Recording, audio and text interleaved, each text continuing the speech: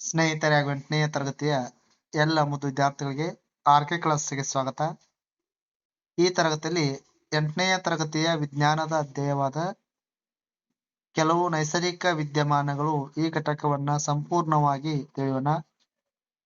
ಸ್ನೇಹಿತರೆ, 8ನೇ ತರಗತಿಯ ಎಲ್ಲ ವಿಷಯಗಳ ಅಭ್ಯಾಸದ ಪ್ರಶ್ನೋತ್ತರಗಳ ವಿಡಿಯೋಗಳು ನನ್ನ ಚಾನಲ್ನಲ್ಲಿ ಲಭ್ಯವಿದ್ದು ಹಾಗೂ 8ನೇ ತರಗತಿಯ ಗಣಿತ ಮತ್ತು ವಿಜ್ಞಾನ ವಿಷಯಕ್ಕೆ ಸಂಬಂಧಿಸಿದಂತ ಎಲ್ಲ ಘಟಕ ನೋಟ್ಸ್ಗಳ ವಿಡಿಯೋಗಳು ಸಹ ನನ್ನ ಚಾನಲ್ನಲ್ಲಿ ಲಭ್ಯವಿದ್ದು ವಿದ್ಯಾರ್ಥಿಗಳು ಅವುಗಳ ಸದುಪಯೋಗವನ್ನು ಪಡೆದುಕೊಳ್ಳಬೇಕಾದ್ರೆ ತಪ್ಪದೆ ಪಕ್ಕದಲ್ಲಿರ್ತಕ್ಕಂಥ ಬೆಲ್ ಐಕಾನ್ ಒತ್ತಿ ನಿಮಗೆ ನೋಟಿಫೈ ಆಗೋ ಮೂಲಕ ಎಲ್ಲ ಘಟಕಗಳ ವಿಡಿಯೋಗಳು ನಿಮಗೆ ಇರತಕ್ಕಂಥದ್ದು. ಈಗ ಕೆಲವು ನೈಸರ್ಗಿಕ ವಿದ್ಯಮಾನಗಳು ಈ ಘಟಕವನ್ನ ಪ್ರಾರಂಭ ಮಾಡೋಣ.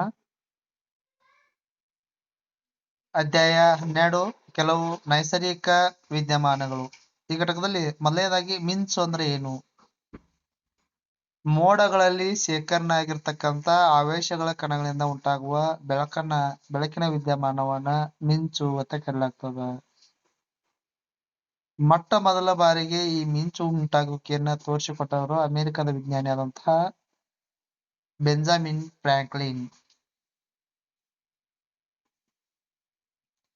ನಾವು ಆವೇಶತೆ ಎದಕ್ಕೆ ಕರೆಯಲಾಗ್ತದ ಅಂದ್ರ ವಿದ್ಯುತ್ ಕ್ಷೇತ್ರ ಅಥವಾ ಕಾಂತ ಕ್ಷೇತ್ರದ ಅಡಿಯಲ್ಲಿ ಬಲವನ್ನ ಅನುಭವಿಸುತ್ತಿರುವ ವಸ್ತುವಿನ ಗುಣವನ್ನ ನಾವು ಆವೇಶ ಅಂತ ಕರೆಯಲಾಗ್ತದ. ಅದು ವಿದ್ಯುತ್ ಕ್ಷೇತ್ರ ಇರ್ಬೋದು ಅಥವಾ ಕಾಂತ ಕ್ಷೇತ್ರ ಇರ್ಬೋದು, ಅದು ಬಲವನ್ನ ಅನುಭವಿಸ್ತಕ್ಕಂಥ ವಸ್ತುವಿನ ಗುಣವನ್ನ ಆವೇಶ ಅಂತ ಕರೆಯಲಾಗ್ತದ. ನಾವು ಆವೇಶಗಳನ್ನ ಪ್ರಮುಖವಾಗಿ 2 ವಿಧಗಳಲ್ಲಿ ವಿಂಗಡಣೆ ಮಾಡಲಾಗ್ತದ. ಒಂದು ಧನ ಆವೇಶ, ಇನ್ನೊಂದು ಋಣ ಆವೇಶ. Positive charge, negative charge. ಧನ ಆವೇಶ, ಋಣ ಆವೇಶ. ಉಜ್ಜುವಿಕೆಯಿಂದ ವಸ್ತುವನ್ನ ಆವೇಶ ಭರಿತಗೊಳಿಸಬಹುದು, ಆದರೆ ಆವೇಶಗಳನ್ನ ಹರಿಸಲು ಸಾಧ್ಯವಿಲ್ಲ. ಉದಾಹರಣೆಗೆ, ನಾವು ಬಲೂನ್ಗಳನ್ನ ಪರಸ್ಪರ ಉಜ್ಜಿದಾಗ ಆವೇಶ ಭರಿತಗೊಳ್ಳುತ್ತವೆ. ರಿಫಿಲ್ ಮತ್ತು ಪ್ಲಾಸ್ಟಿಕ್ ವಾಚನಿಕೆಯನ್ನು ಉಜ್ಜಿದಾಗ ಅವು ಆವೇಶ ಭರಿತಗೊಳ್ತಾವು. ಅದೇ ರೀತಿಯಾಗಿ ಪಾಲಿಥೀನ್ ಹಾಗೂ ಕೂದಲು ಸಹ ಆವೇಶ ಭರಿತಗೊಳ್ಳುತ್ತವೆ.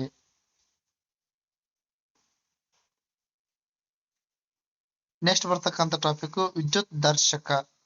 ವಿದ್ಯುತ್ ದರ್ಶಕ ಅಂದ್ರೆ ಏನು ನೋಡಿ. ವಸ್ತು ಆವೇಶ ಭರಿತವಾಗಿಯೂ ಅಥವಾ ಇಲ್ಲವೋ ಎಂಬುದನ್ನ ತಿಳಿಯಲು ಬಳಕೆ ಮಾಡ್ತಕ್ಕಂಥ ಸಾಧನವೇ ವಿದ್ಯುತ್ ದರ್ಶಕ. ಅಂದ್ರ ವಸ್ತುದ ಆವೇಶವನ್ನ ಪಡೆದುಕೊಂಡೈತೋ ಅಥವಾ ಆವೇಶ ಆಯ್ತೋ ಇಲ್ಲೋ ಅನ್ನೋ ತಿಳಿಯಾಕ ಬಳಕೆ ಮಾಡ್ತಕ್ಕಂಥ ಒಂದು ಸಾಧನನ ವಿದ್ಯುತ್ ದರ್ಶಕ ಅಂತ ಕರಿತೇವೆ. ಹಂಗಾರೆ ಆವೇಶ ಭರಿತಗೊಳಿಸ್ಬೇಕಾದ್ರೆ ನಾವ್ ಏನ್ ಮಾಡ್ಬೇಕು? ಆವೇಶ ಭರಿತಗೊಳಿಸ್ಬೇಕಾದ್ರೆ ಮೊದಲನೇ ಹಂತ ಏನಂದ್ರ ಚಾರ್ಜ್ ಮಾಡ್ಬೇಕಾಗ್ತದ. ಎರಡನೇದು ವಿದ್ಯುತ್ ಆಕಾರದ ರಾಸಾಯನಿಕಗಳಲ್ಲಿ ಆವೇಶಗಳ ಚಲನೆಯನ್ನು ಹೆಚ್ಚಿಸಲು ಬಾಹ್ಯ ಮೂಲಗಳಿಂದ ಶಕ್ತಿಯನ್ನ ವರ್ಗಾಯಿಸುವ ಪ್ರಕ್ರಿಯೆಯನ್ನ ಮಾಡಬೇಕಾಗ್ತದ.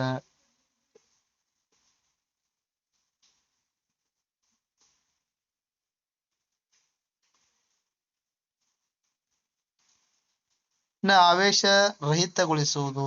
ಆವೇಶ ಇಲ್ಲೇ ಇದ್ದಂಗ ಚಾರ್ಜ್ ಇಲ್ಲದೆ ಇದ್ದಂಗ ಡಿಸ್ಚಾರ್ಜ್ ಮಾಡೋದು ಹೆಂಗ? ಡಿಸ್ಚಾರ್ಜ್ ಮಾಡುವುದು ಅಂತಾನೆ ಕರಿತಾವು. ವಾಹಕದಲ್ಲಿನ ಅಥವಾ ಆಕಾರದಲ್ಲಿನ ಆವೇಶಗಳನ್ನ ವಾಹನಗಳು ಬಳಸಿ ಭೂಮಿಗೆ ವರ್ಗಾಯಿಸುವ ಪ್ರಕ್ರಿಯೆ. ಈ ರೀತಿ ಆವೇಶ ರಹಿತಗೊಳಿಸಬಹುದು ನಾವ.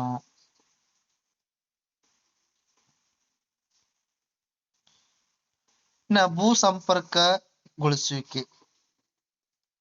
ಆವೇಶ ಭರಿತ ವಸ್ತುವಿನಿಂದ ಆವೇಶಗಳನ್ನ ಭೂಮಿಗೆ ವರ್ಗಾಯಿಸುವ ಪ್ರಕ್ರಿಯೆ. ಆವೇಶ ಭರಿತ ವಸ್ತುವಿನಿಂದ ಆವೇಶಗಳನ್ನ ಭೂಮಿಗೆ ವರ್ಗಾಯಿಸುವ ಪ್ರಕ್ರಿಯೆ.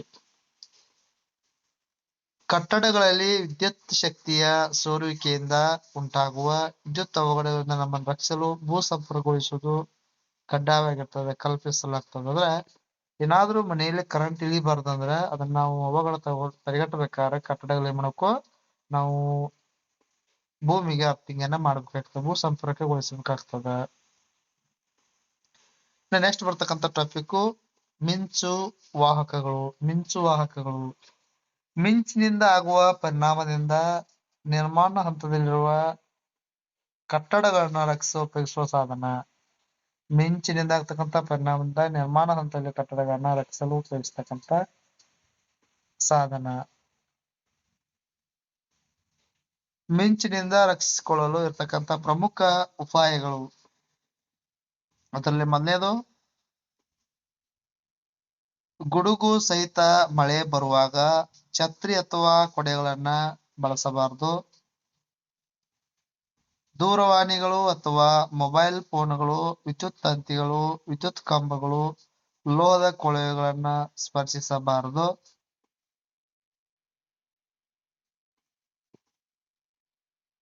ಗುಡುಗು ಸಹಿತ ಮಳೆಯ ಸಂದರ್ಭದಲ್ಲಿ ಸ್ನಾನ ಮಾಡುವುದು ಸೂಕ್ತವಲ್ಲ.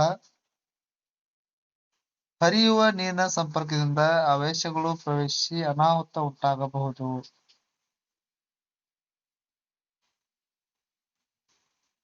ಮನೆಯಲ್ಲಿ ಯಾವುದೇ ವಿದ್ಯುತ್ ಸಾಧನಗಳ ಪ್ಲಗ್ಗಳು, ವಿದ್ಯುತ್ ಸಾಕೆಟ್ಗಳ ಸಂಪರ್ಕವನ್ನ ಕಡಿತಗೊಳಿಸುವುದು.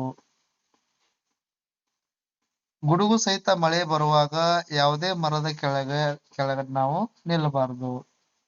ಈ ಎಲ್ಲಾ ಕ್ರಮಗಳನ್ನು ನಾವು ಮಾಡಬಹುದು, ಮಿಂಚಿನಿಂದ ರಕ್ಷಣೆ ಮಾಡಬಹುದಾಗಿದೆ. ಇವು ಪ್ರಮುಖವಾಗಿ ಮಾಡ್ತಾವೆ. ಮಿಂಚಿನ ರಕ್ಷಣೆ ಮಾಡ್ತಕ್ಕಂಥ ಪ್ರಮುಖ ಇವೆಲ್ಲ ಉಪಾಯಗಳನ್ನು ನಾವು ಮಾಡಬೇಕಾಗ್ತದೆ. ನೆಕ್ಸ್ಟ್ ಬರ್ತಕ್ಕಂಥ ಟಾಪಿಕ್ ಭೂಕಂಪನ. ಭೂಕಂಪನ ಅಂದ್ರೆ ಭೂಕಂಪ ಅಂತ ಕೇಳ್ತೀವಿ.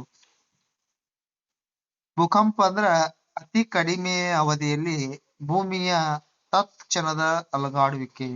ಅತಿ ಕಡಿಮೆ ಅವಧಿಯಲ್ಲಿ ಭೂಮಿಯ ತತ್ಕ್ಷಣದ ಅಲುಗಾಡುವಿಕೆ ಅಥವಾ ನಡುಗುವಿಕೆನ ಭೂಕಂಪನ ಅಂತ ಕರೆಯಲಾಗ್ತದ. ಅದರ ಭೂಕಂಪಕ್ಕೆ ಪ್ರಮುಖ ಕಾರಣ ಭೂಕಂಪನಕ್ಕೆ ಪ್ರಮುಖ ಕಾರಣ ಏನಂದ್ರ ಭೂಮಿಯ ಹೊರ ಕವಚದ ಉಜ್ಜುವಿಕೆ, ಇನ್ನ ಭೂತೊಗಟೆಯ ಚಲನೆಗಳು, ಸೈಸ್ಟಿಕ್ ಅಥವಾ ನ್ಯೂನತಾ ವಲಯಗಳು ಅಂತ ಕರಿತವು. ಭೂತೊಗಟೆಯ ಗಡಿ ಭಾಗಗಳು ದುರ್ಬಲ ವಲಯಗಳಾಗಿದ್ದು ಅವುಗಳ ಚಲನೆಯಿಂದ ಕಂಪನ ಸಂಭವನೀಯತೆ ಉಂಟಾಗ್ತದೆ. ಈ ದುರ್ಬಲ ವಲಯಗಳು ನ್ಯೂನತಾ ವಲಯಗಳಂತ ಕರೆಯಲಾಗ್ತದೆ.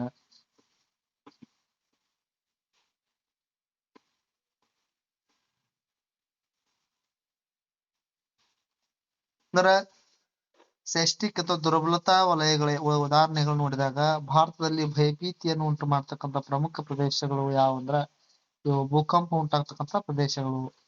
ಇದು ಕಾಶ್ಮೀರ ಇರ್ಬೋದು, ಪಶ್ಚಿಮ ಮತ್ತು ಮಧ್ಯ ಹಿಮಾಲಯ ಪ್ರದೇಶ ಇರ್ಬೋದು, ಪೂರ್ಣ ಪ್ರಮಾಣದ ಈಶಾನ್ಯ ಭಾಗ ಇರ್ಬೋದು, ಕಚ್ನ ರನ್ ಪ್ರದೇಶ ಇರ್ಬೋದು, ರಾಜಸ್ಥಾನ.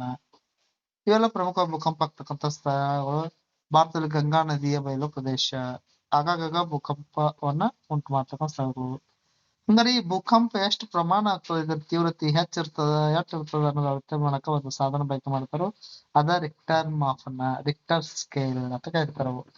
ಭೂಕಂಪದ ತೀವ್ರತೆಯನ್ನ ಅಳತೆ ಮಾಡುವ ಸಾಧನವೇ ರಿಕ್ಟರ್ ಮಾಪಕ.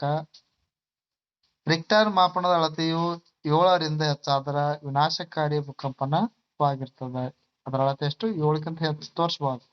ಹೆಚ್ಚು ತೋರಿಸ್ತಾರ ವಿನಾಶಕಾರಿ ಭೂಕಂಪ ಆಗಿರ್ತದ.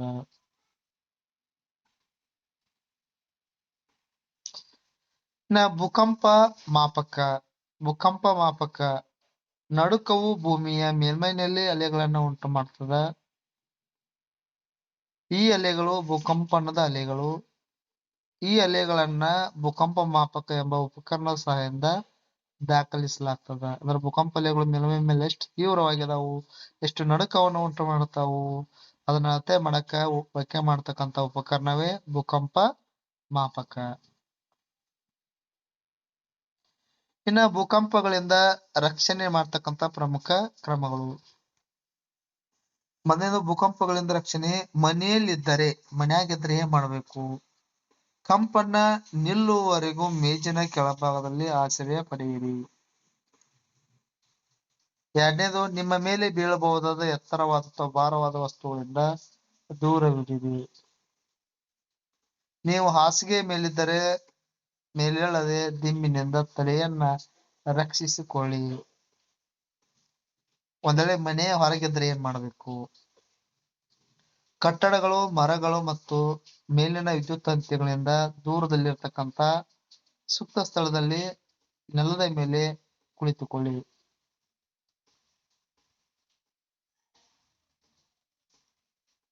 ಕಾರು ಅಥವಾ ಬಸ್ಸಿನಲ್ಲಿದ್ದರೆ ಹೊರ ಬರಬೇಡಿ. ಚಾಲಕನಿಂದ ಭೂಕಂಪ ವಲಯದಿಂದ ನಿಧಾನವಾಗಿ ದೂರ ಚಲಿಸಲು ತಿಳಿಸಿ. ನಡುಕ ನಿಲ್ಲುವವರೆಗೂ ಹೊರಬರಬೇಡಿ. ಇಷ್ಟು ಈ ಘಟಕ್ಕೆ ಸಂಬಂಧಿಸಿರ್ತಕ್ಕಂಥ ಸಂಪೂರ್ಣವಾದ ನೋಟ್ಸ್. ವಿದ್ಯಾರ್ಥಿಗಳಿಗೆ 7 ಸಮಸ್ಯೆ ಏನಾದ್ರು ಗೊಂದಲ ಇದ್ದರೆ ಶೇರ್ ಮಾಡಿ, ಕಮೆಂಟ್ ಮಾಡಿ ಅಂತ ಹೇಳ್ತಾ ಥ್ಯಾಂಕ್ ಯು.